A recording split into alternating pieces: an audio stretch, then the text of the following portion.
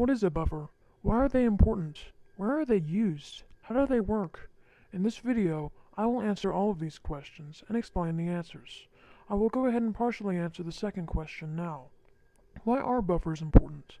As Stanley F. Schmidt put it in Life of Fred, Chemistry, if we didn't have them, we would never have to pay taxes again, watch another commercial on television, buy another pair of shoes, go hungry, do another homework problem, clean the kitchen, etc. Why? Let's find out. But to start, we must understand pH. pH stands for potential of hydrogen. This is a measurement of just how acidic a solution is. For something to have a low pH, that is, 1 below 7, indicates that it is an acid, which means it has more positively charged hydrogen ions than negatively charged hydroxide ions. The hydrogen atoms in acids don't have much of a potential. They are single and lonely.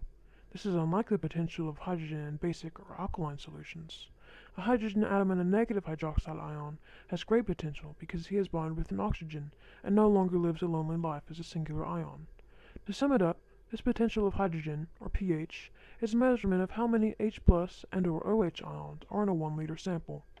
If a base, such as sodium hydroxide, is added to a solution containing an acid, such as hydrochloric acid, the two compounds react to form table salt and water.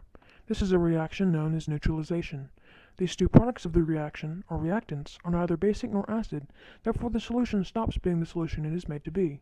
Sometimes a solution is wanted and wanting to be neither basic nor acidic, and is not wanted or wanting to change in pH.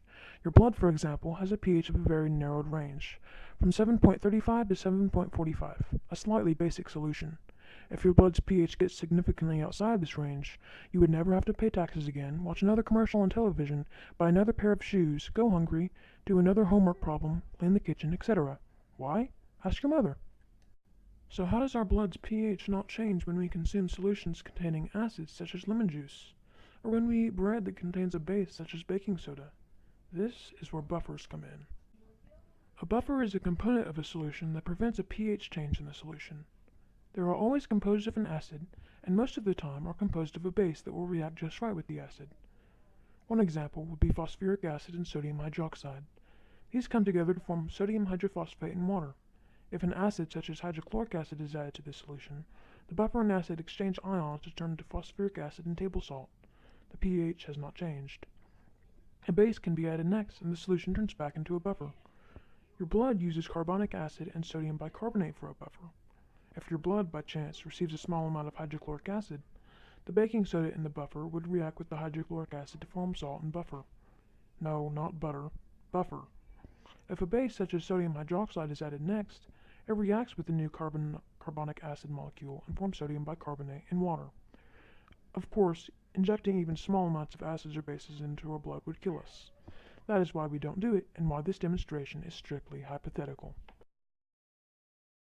These buffers can be very useful in chemistry, for example, maintaining a constant pH for biochemical assays.